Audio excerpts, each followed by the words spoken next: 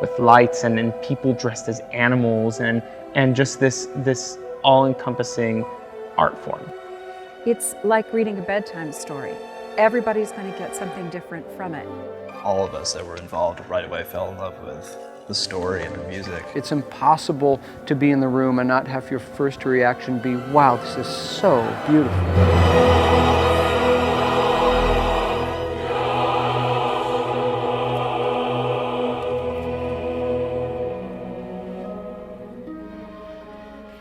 My concept, basically, for the piece is based in the magical realism of the books of Gabriel Garcia Marquez.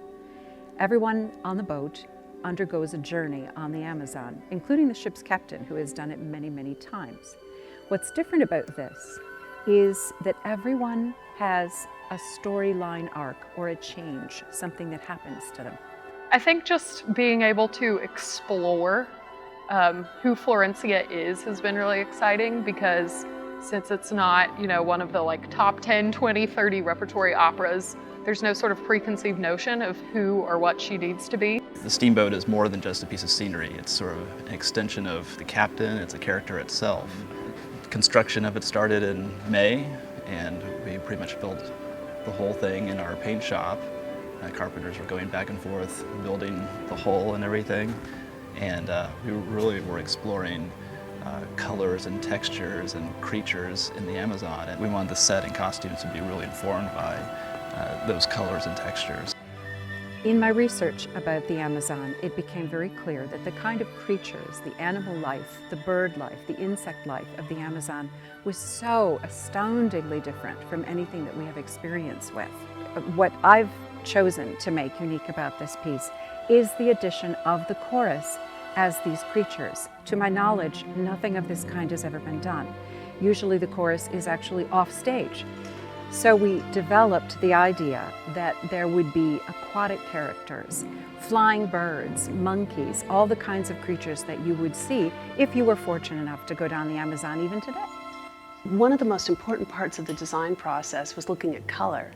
So all of the principal, more realistic characters are in a very neutral palette that seem very clean.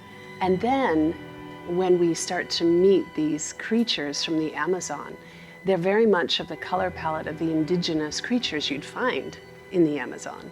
So we have this highly saturated chartreuse and fuchsias and bright sunshine yellows.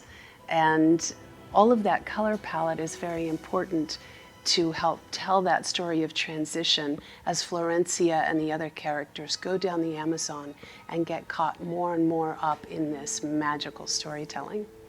It just makes it so real because you get to shut the doors as you would as the character.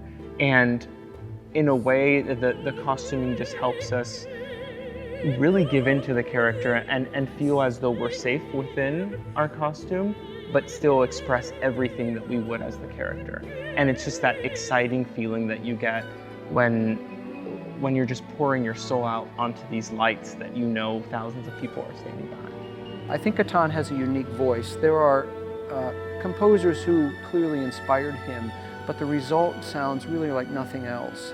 Although it's a fairly new work, it's written in many ways, romantic style. It combines some Latin American kinds of elements, but it also folds in some elements that might be familiar to fans of Puccini. It has some minimalist things. It's tuneful. It has great soaring vocal writing. It has very lush and expressive orchestral writing. It's a beautiful, beautiful score. The music is something that it's enjoyable to play, but also they've been very responsive to the special aspect of playing an opera that I've really been inspired seeing them take to.